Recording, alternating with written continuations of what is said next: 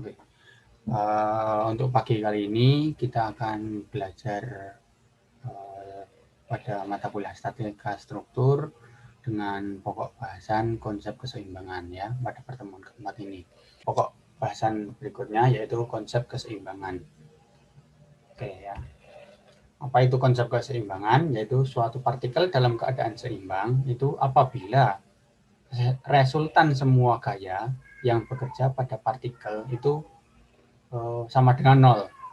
Ya, jadi resultan semua gaya yang bekerja pada suatu partikel itu nilainya nol. Nah, itu bisa dikatakan seimbang.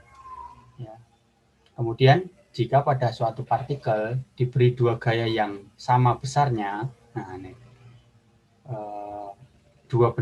suatu partikel itu ada dua gaya yang sama besarnya, mempunyai garis gaya yang sama dan berlawanan arah, nah, maka resultan gaya tersebut adalah nol.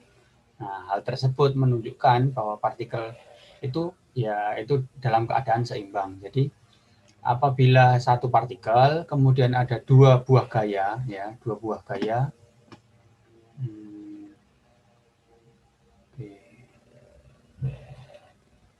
Oke, semua ini ada suatu partikel, nah ini ya.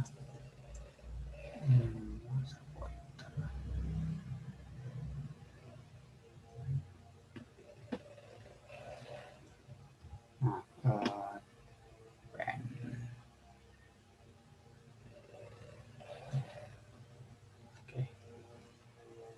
Oke, jadi saya ulangi lagi, jika pada suatu partikel, ini ya, satu partikel, anggap saja ini kotak suatu partikel, kemudian diberi dua gaya yang sama besarnya, ini gaya ke bawah, F1, kemudian ada dua buah gaya yang sama ya, kemudian F2, F1 sama dengan ini F2. Nah, kalau F1 sama dengan F2,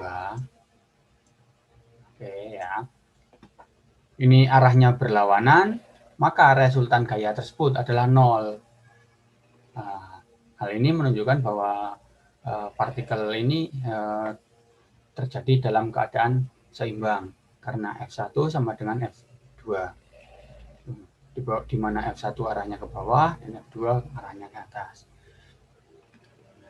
Kemudian sebuah benda tegar dikatakan dalam keadaan seimbang jika gaya-gaya yang bereaksi pada benda tersebut itu membentuk gaya atau sistem gaya ekuivalen atau gaya sama dengan nol. Nah, jadi apabila benda tegar, ini ada tumbuhannya, kemudian dia dikatakan seimbang jika gaya-gaya yang bereaksi pada benda tersebut membentuk gaya atau sistem yang gaya ekuivalennya sama dengan nol.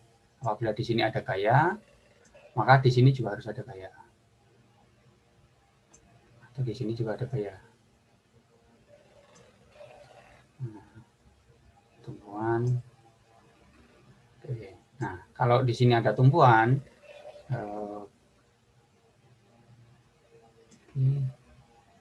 maka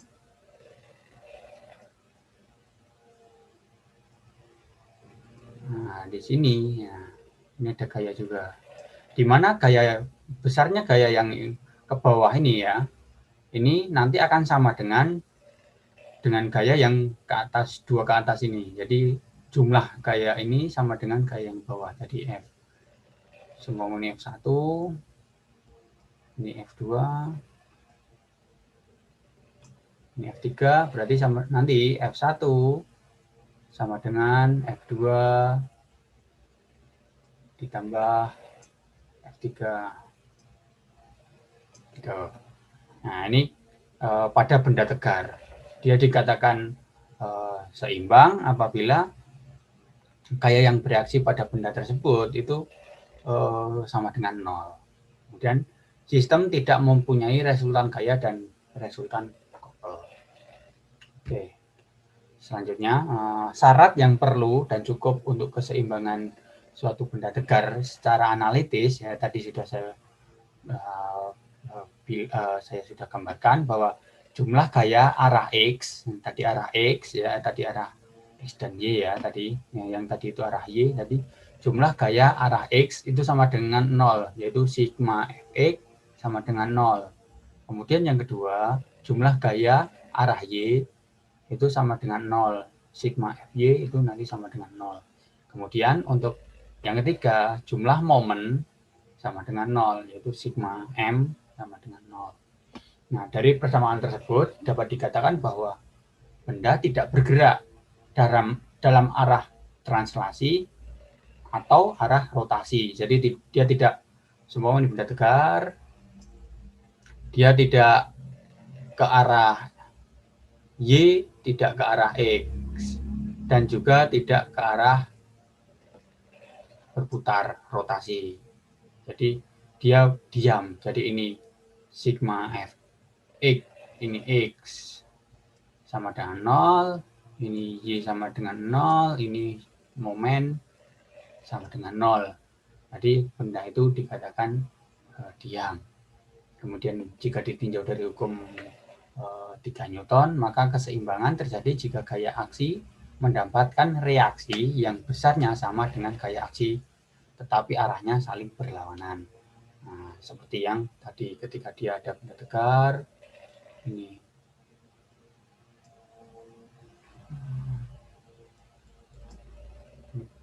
tumpuan.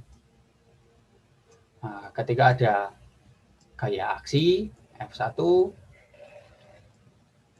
nah dia begini ya, maka keseimbangan terjadi jika gaya aksi mendapatkan reaksi yang besarnya sama dengan gaya aksi, tetapi arahnya berlawanan. Nah, di sini ada gaya reaksi. Ada gaya reaksi. Nanti jumlahnya F1 nanti sama dengan yang ini. Ini ditambah ini. Reaksi di titik sini A, sini B. Jadi F1 sama dengan F reaksi A dan F reaksi B. Tuh. Nah, dalam suatu konstruksi benda tegar itu terdapat 3 jenis tumpuan yang bisa digunakan. Nah, itu yang pertama itu tumpuan sendi, kemudian tumpuan roll, dan tumpuan jepit. Nah, apa itu tumpuan roll? Yaitu tumpuan roll yaitu tumpuan yang dapat memberikan reaksi berupa gaya vertikal, RY, ya, RY atau FY.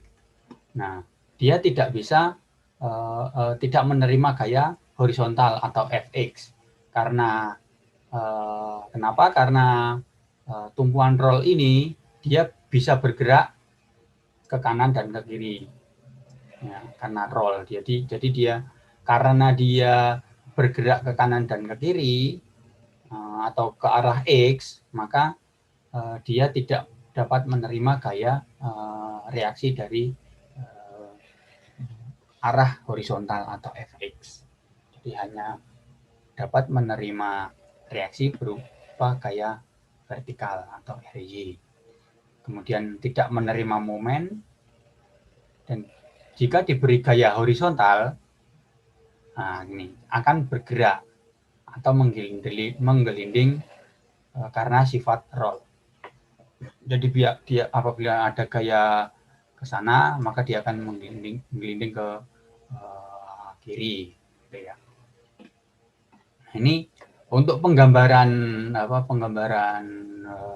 tumpuan roll seperti ini. Kemudian ada tumpuan sendi atau engsel.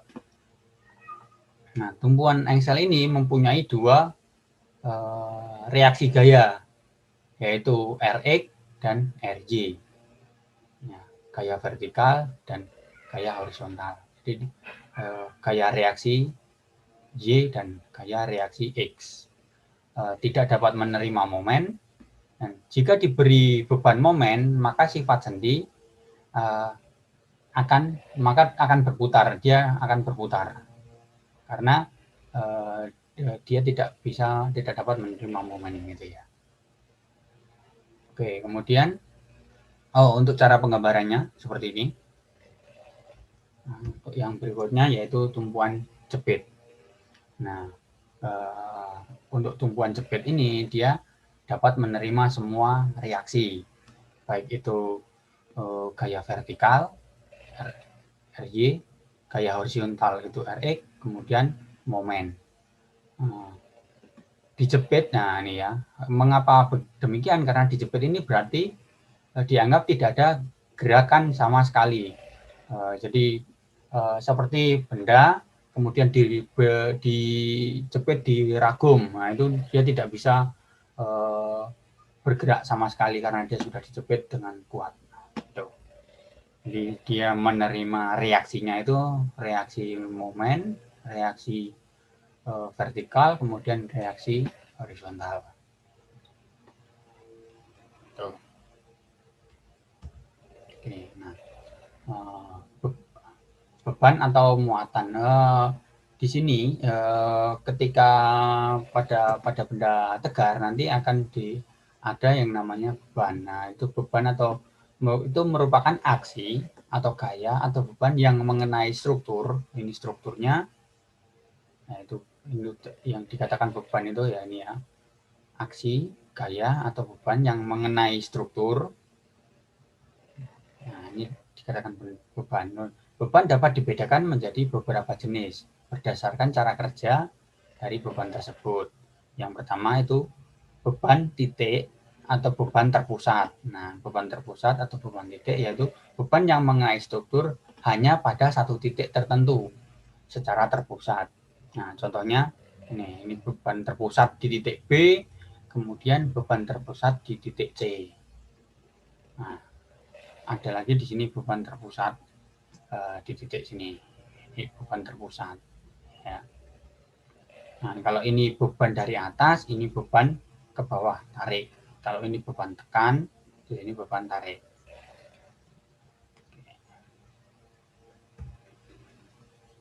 Nah, kemudian beban terdistribusi merata. Nah, beban terdistribusi merata yaitu seperti gambar ini. Jadi bebannya itu berada di semua batang ini. Jadi dari titik A sampai dengan titik C itu terdapat beban. Nah, ini bebannya ya, panjang dari vektor gayanya ini menunjukkan jumlah bebannya. Jadi ini sama, semakin ke kanan itu semakin besar bebannya. Nah, beban merata itu beban yang mengenai struktur tidak terpusat tetapi terdistribusi. Nah, ini ya, terdistribusi. Baik terdistribusi merata atau tidak merata. Nah, A sampai B ini merupakan beban terdistribusi merata. Sedangkan untuk dari titik B ke C ini beban terdistribusi tidak merata. Nah, sebagai contoh beban angin, air, dan tekanan. Nah, ini untuk contohnya nih ya, beban angin, air, dan tekanan. Kemudian ada beban momen. Nah, beban momen itu apa? Beban momen merupakan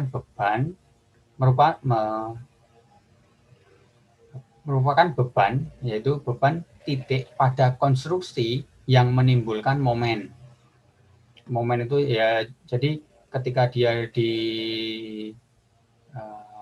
ini ada titik di sini, kemudian bebannya itu nanti yang bisa membuat batangnya itu berputar.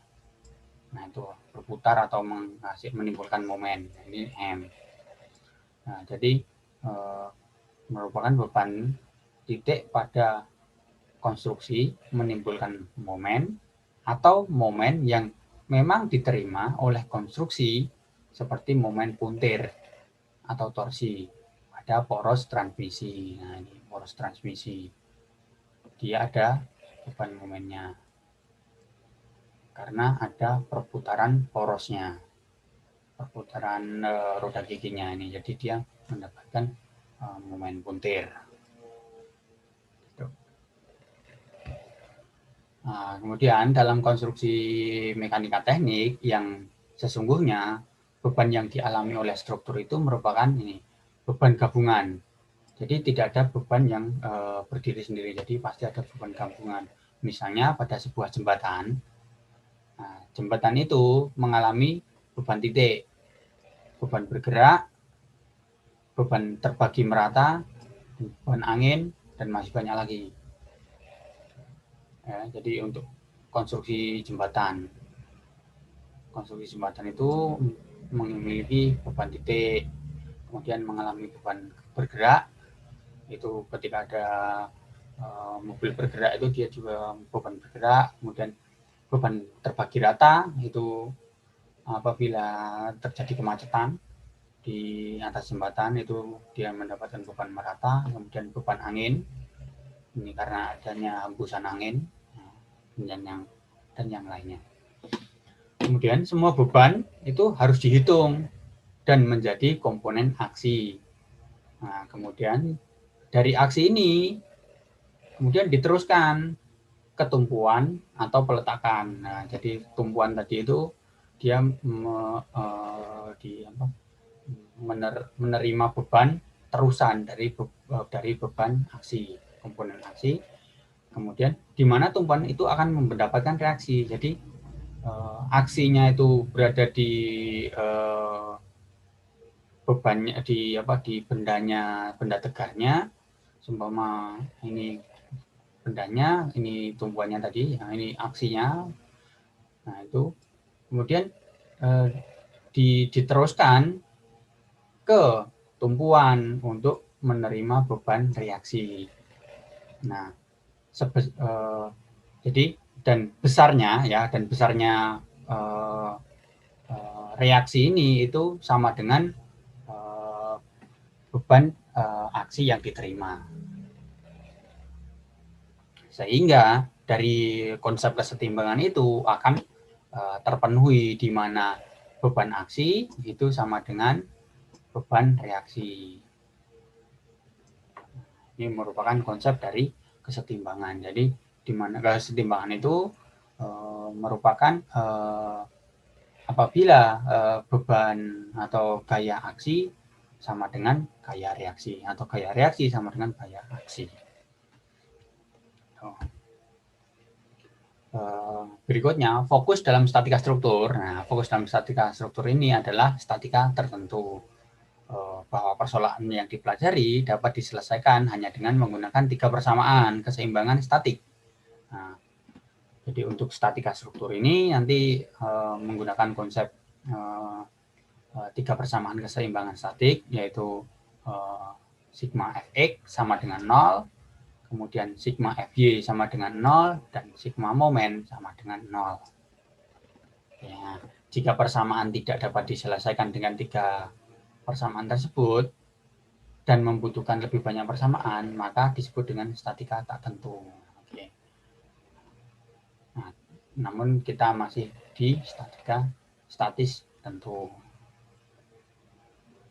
Oke, kemudian dalam suatu konstruksi itu ada yang namanya kestabilan konstruksi statis tertentu. Nah, diperoleh apabila semua gejala gerakan atau gaya itu mengakibatkan perlawanan atau reaksi terdapat gerakan tersebut. Jadi gaya aksi yang mengakibatkan reaksi itu kemudian suatu konstruksi statis tertentu akan stabil jika reaksi-reaksinya dapat dihitung dengan persamaan statis tertentu. Dia dikatakan konstruksi statis tertentu akan stabil jika reaksi-reaksinya dapat dihitung dengan persamaan statis tertentu. Kemudian dalam menganalisa suatu persoalan mekanika teknik atau statika struktur ini, itu biasanya digunakan beberapa diagram yang dapat mendukung kemudahan analisa tersebut. Nah, salah satu diagramnya yaitu diagram ruang, di mana suatu diagram yang menggambarkan kondisi atau situasi suatu masalah klinik yang sesungguhnya. Skema, sketsa, ilustrasi. Ya, di sini ada katrol, ya, dia untuk mengangkat beban. Di sini beban A atau beban pada titik A. Di sini ada sudutnya. Di sini ada sudut 30, titik C, titik B. Nah, di sini ada orang yang menarik. Nah, nanti gaya ini, gaya tariknya ini, dan gaya tariknya ini, itu nanti harus sama dengan bebannya ini ya. Beban dari benda yang dikatrol. Ini pasti sama dengan menggunakan persamaan-persamaan. Nah, untuk bagaimana menggunakannya, tadi di sini ada ini ya, ada sudut 50, ada sudut 30. Nah, ini nanti untuk ini ya, saya kembali lagi untuk pengerjaannya itu pertama ini ada skema, kemudian kita sketsa. Dari sketsa kita ilustrasikan. Nah, dari sini kita langsung ilustrasikan menggunakan diagram benda bebas yang namanya diagram benda bebas atau free body diagram FBD. Biasanya biasanya kita gambarkan atau kita tuliskan menjadi FBD. Nah, jadi FBD-nya seperti ini FBD atau diagram benda bebas, free body diagram. Nah, diagram benda bebas itu yaitu diagram yang menggambarkan semua gaya-gaya yang bekerja pada suatu partikel, ya, suatu partikel dalam keadaan bebas. Dalam menganalisa persoalan mekanika, diagram benda bebas ini sangat diperlukan untuk membantu memahami dan menggambarkan masalah keseimbangan gaya dari suatu partikel. Jadi ini diagram benda bebas atau FBD ini digunakan untuk memudahkan dalam kita menyelesaikan masalah kompleks. Nah, kita sederhanakan seperti ini. Dari di sini ada TH, kemudian TAC, di sini ada C ya, di sini ada titik C, di sini ada titik B, di sini TAB, kemudian ini TAC, kemudian di bawah ini adalah beratnya 746 Newton. Ya, nah, dari sini kita bisa masukkan ke ini apa, segitiga, persamaan segitiga ya, karena dia di sini 60 derajat, ini 50 derajat, di sini kan 90 pasti ya. Kemudian dari titik ini titik A, di sini berarti titik A, kita ke titik A. Nah, titik A di sini ya, dia ke bawah 746 Newton, kita gambarkan ke bawah 746 Newton. Kemudian setelah itu dia ada arah ke TAC, ini TAC,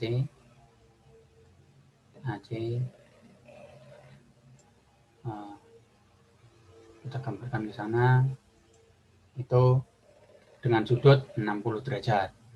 Nah, di sini kan ya, ini 90, berarti kalau dari sini sampai sini itu 60 derajat, kita buatkan 60 derajat, kemudian kita tarik garis ke sana, dan dari situ kita gambarkan lagi TH, nah, ini TAB ya, TAB di sini, dari titik sini ini sudutnya 40, kita tarik ke bawah. Nah, nanti akan terjadi perpotongan di sini. Setelah itu kita dapat menganalisa jumlahnya dengan perbandingan. Di sini panjangnya berapa, di sini panjangnya berapa, di sini panjangnya berapa. Nanti menggunakan persamaan segitiga itu. Jadi kalian bisa mengetahui berapa gaya yang bekerja di sini dan berapa gaya yang bekerja di sini. Itu ya. Oke. Kemudian yang selanjutnya untuk kasus sederhananya itu seperti ini. 3 buah reaksi yang mungkin terjadi pada benda ini ya, itu yaitu RHA, reaksi horizontal pada titik A. RHA yaitu reaksi horizontal pada titik A. Di sini kemudian RVA reaksi vertikal pada titik A. Jadi apabila pada suatu benda tegar yang memiliki tumpuan sendi dan tumpuan roll ini itu dia ketika diberi gaya pada titik tengah atau pada titik di sini ya, titik sini sebesar F, maka ada reaksi yang bekerja. Nah, reaksi yang bekerja pada benda tegar ini itu terjadi pada tumpuan. Jadi tadi seperti konsepnya tadi, gaya yang bekerja pada benda tegar kemudian diteruskan ke tumpuan. Nah, di mana tumpuan itu memberikan gaya reaksi. Ketika ada aksi gaya dengan gaya F, kemudian terjadi reaksi pada masing-masing tumpuannya. Nah, seperti konsepnya tadi, untuk reaksi tumpuan jepit itu memungkinkan ada 2 reaksi, yaitu reaksi vertikal dan reaksi horizontal. Nah, reaksi vertikalnya itu merupakan reaksi vertikal A dan reaksi horizontal A.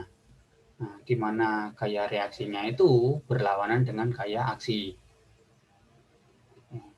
Dan yang berikutnya yaitu pada tumpuan B, dia adalah tumpuan roll, maka terjadi reaksi vertikal, hanya dapat menerima reaksi vertikal.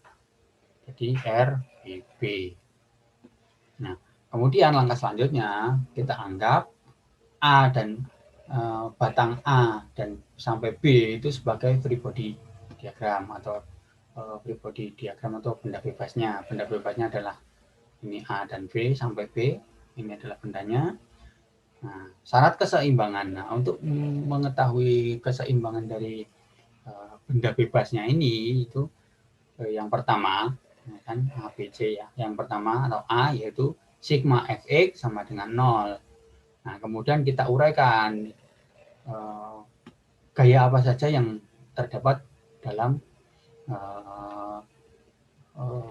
reaksi atau reaksi horizontal ya. Jadi di sini hanya ada RHY, jadi RHA, jadi hanya RHA reaksi horizontal A sama dengan 0. Nah, tidak ada reaksi, ya, tidak, karena dia tidak ada aksinya. Ya. Nah, kemudian yang kedua yaitu sigma Fy sama dengan 0. Nah, ketika sigma Fy sama dengan 0, ini adalah Y, ya, Y, Z. Nah, maka kita buat, tadi konsepnya yaitu gaya reaksi itu berlawanan dengan gaya aksi. Jadi ketika kita buat reaksinya itu positif, isinya berarti ini positif, maka nanti aksinya harus negatif. Ya. Sebaliknya apabila reaksinya negatif, di sini negatif, nanti aksinya harus positif gitu ya. Nah, untuk memudahkan, nanti kita untuk memudahkannya kita sepakati apabila gayanya ke atas, ya, nah nanti kita anggap dia adalah gaya positif. Untuk gaya yang ke bawah, itu gaya negatif. Itu ya. Nah, Untuk yang kedua tadi, sigma Fy sama dengan 0, maka semua komponen gaya atau gaya aksi maupun reaksi yang berada di komponen Y itu kita jumlahkan.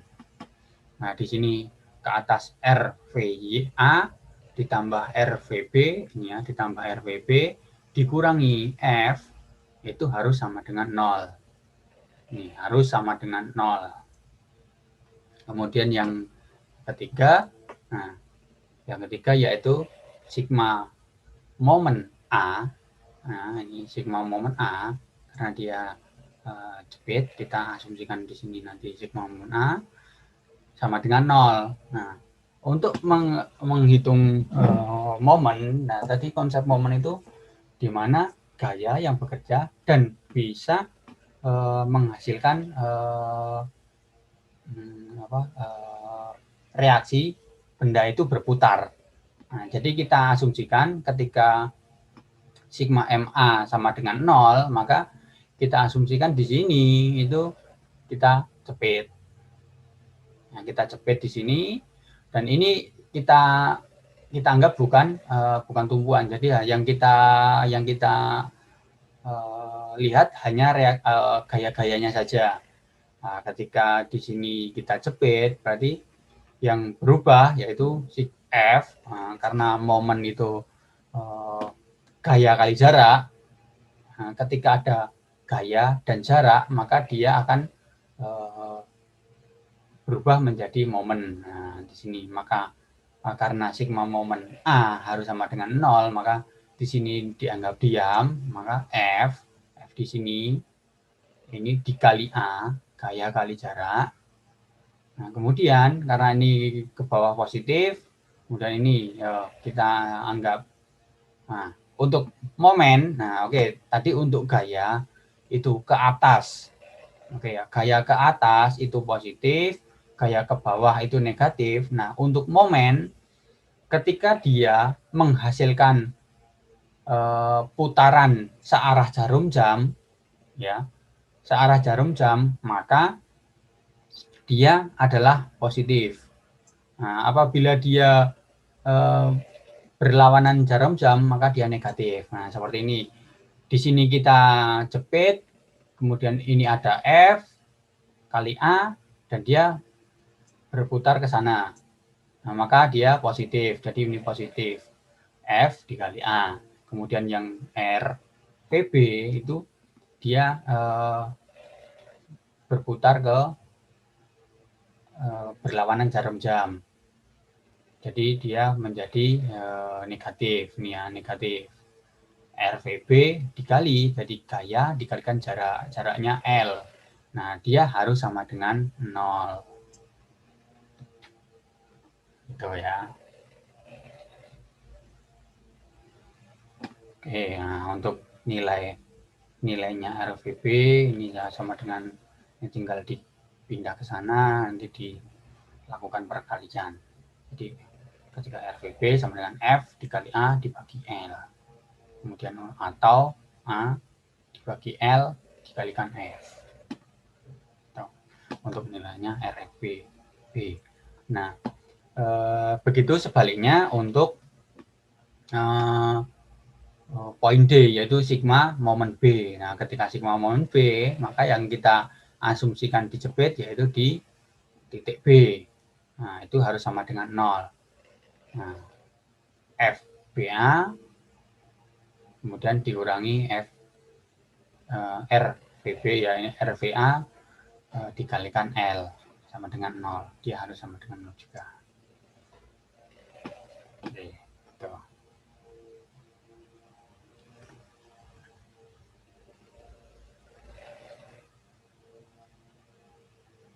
Oke, yang berikutnya yaitu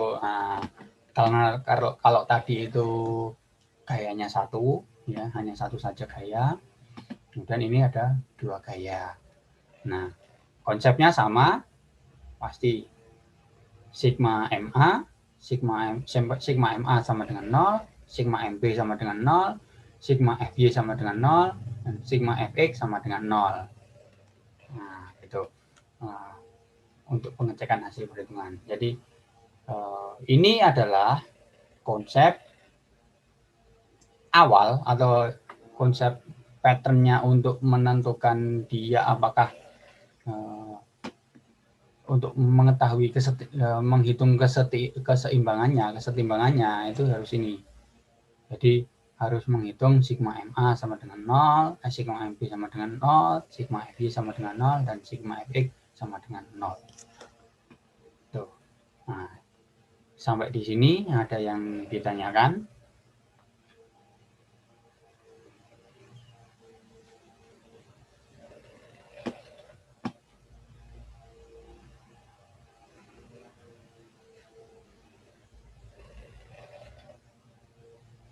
Untuk yang bagian T itu Pak, maksudnya sigma FY sama dengan 0 itu Pak.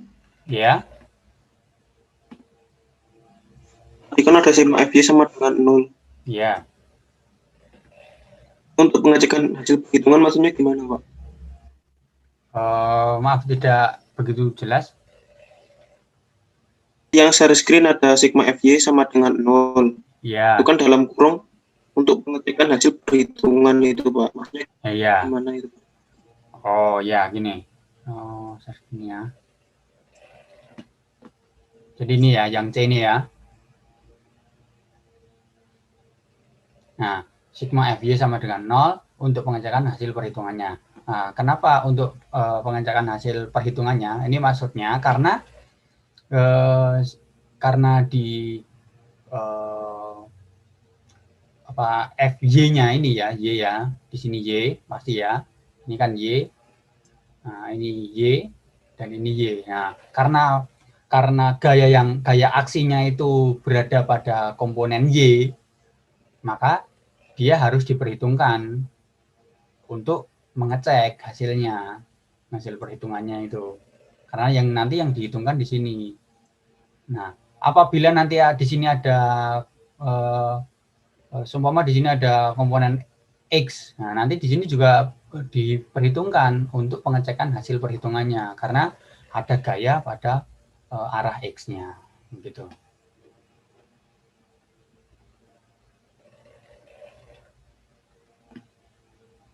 Nah, jadi gini, pertama itu sigma MA sama dengan 0. Nah, setelah sigma MA sama dengan 0, karena di sini MA, di sini dianggap sempit, kita uraikan menjadi gaya-gaya yang berlaku tadi seperti ini ya.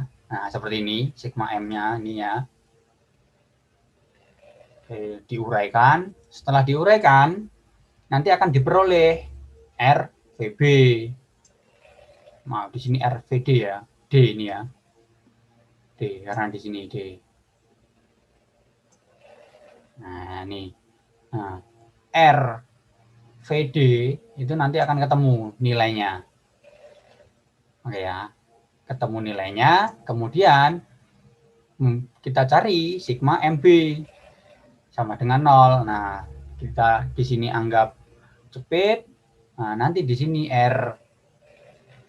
RVA-nya ketemu atau diperoleh RVA. Nah, setelah RVA dan RVD-nya ketemu, maka harus mengecek konsep kesetimbangan bahwa gaya aksi harus sama dengan gaya reaksi. Nah, itu ya. Jadi, maaf saya balik, jadi gaya reaksinya harus sama dengan gaya aksi. Nah, nanti ketika dijumlahkan itu harus sama. Itu Mas. Pak, terima kasih Pak. Ya. Oke, seperti itu. Nah, ada yang ditanyakan lagi? Izin bertanya Pak saya Pak. Ya, silakan.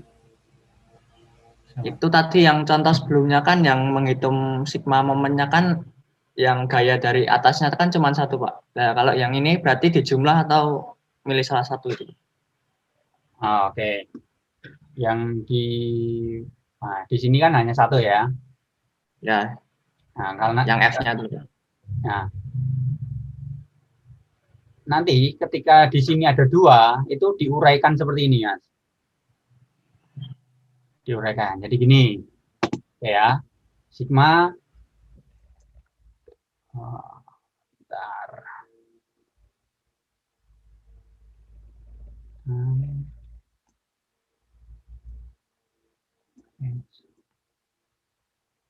Oke, jelaskan.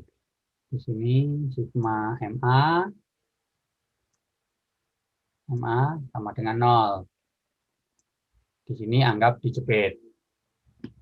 Nah, seperti konsep tadi, nah ini ya, sigma MA sama dengan 0, gaya dikali gaya yang menghasilkan momen itu diuraikan. Di sini. Ini gaya tadi ini sama dengan ada gaya P1 dia karena ya searah jarum jam positif dikalikan A.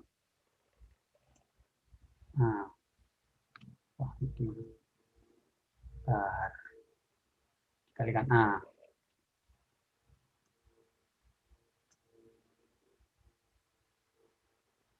Nah, gaya P1 dikalikan A, kemudian ini positif. Nah, ini ada gaya lagi.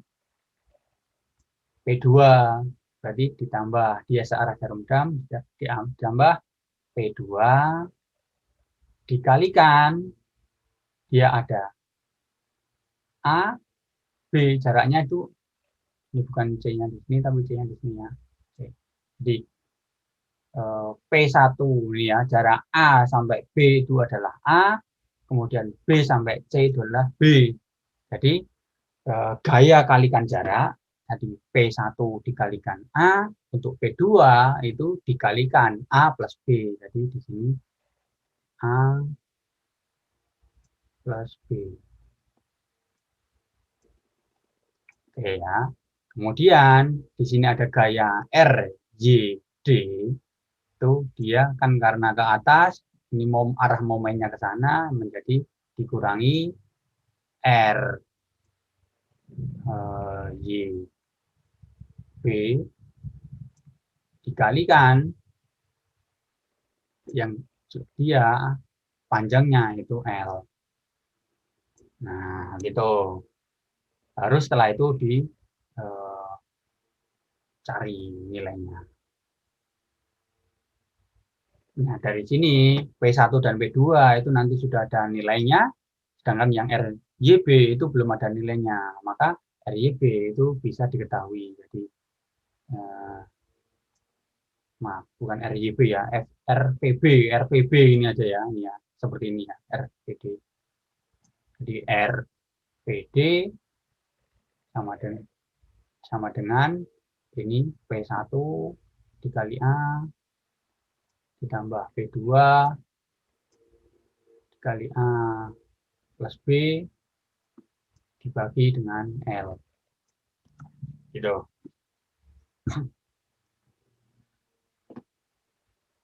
Nah, untuk RPA nanti untuk sigma MA, sigma MB ini ya, untuk sigma M ini MD salah. Sini sigma MD karena di sini titik D ya. Sigma MD itu sama dengan 0. Nah, nanti konsepnya seperti ini. Tinggal dia dibalik sana. Gitu. Ya, bisa dipahami, Mas? Bisa, Pak. Terima kasih, Pak. Oke. Nah, nanti setelah itu baru RVA ketemu, RPD ketemu, dimasukkan untuk sigma FY-nya sama dengan 0. Nah, untuk sigma FY sama dengan 0, nanti seperti ini konsepnya. Semua dijumlahkan. Nah, ini RVA ke atas positif, RVB positif, F-nya ini ke bawah jadi negatif. Harus sama dengan 0. Ingat, semua konsep keseimbangan itu berujung itu pokoknya sama dengan 0. Sama dengan 0. Atau F reaksi sama dengan F aksi. Nah, gitu. Maka dia akan sama dengan 0. Jadi bendanya itu diam, tidak bergerak kemana. Gitu. Oke, mungkin ada yang ditanyakan lagi. Oke, kalau tidak ada yang ditanyakan lagi, ini stop screen. Nah, saya cukupkan sekian untuk pertemuan kali ini. Ya, kita sampai di balok sederhana dengan muatan atau beban lebih dari satu ya tadi ya. Karena tadi ada yang bebannya satu, kemudian ada yang bebannya dua. Nah, kalau tidak ada yang ditanyakan, saya akhiri. Sebelum saya akhiri, saya mau presensi dulu.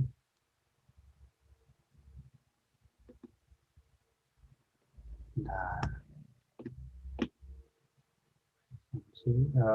Ini sudah presensi di sistem OCW semua.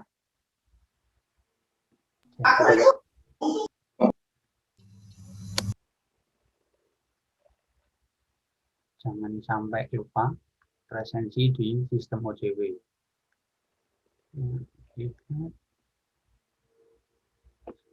Oke, sudah semua untuk yang statika struktur. Kemudian yang tugas jangan lupa presensi juga ya, yang untuk tugas statika struktur jangan sampai lupa presensi.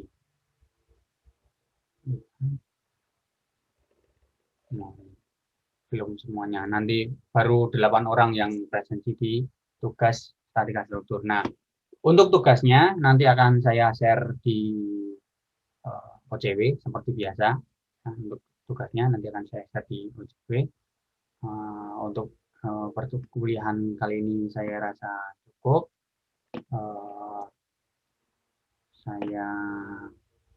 Sebelum saya akhiri, saya mau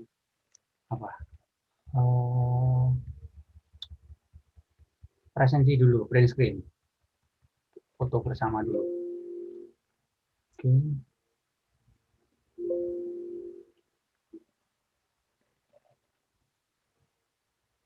Sebentar. Kita print screen untuk presensi.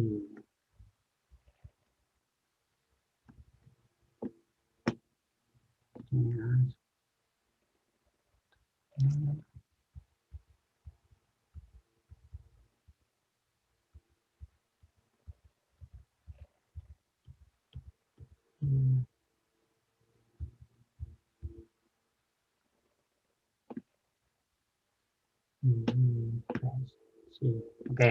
Oke, saya presensi ya. 1, 2, 3.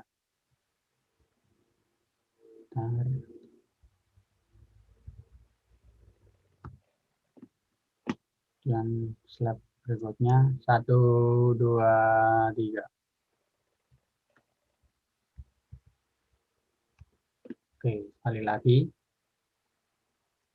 1, 2, 3. Oke. Baik, terima kasih sudah hadir. Saya akhiri untuk perkuliahan pagi kali ini. Semoga ilmunya bermanfaat. Saya akhiri. Assalamualaikum warahmatullahi wabarakatuh. Waalaikumsalam warahmatullahi wabarakatuh.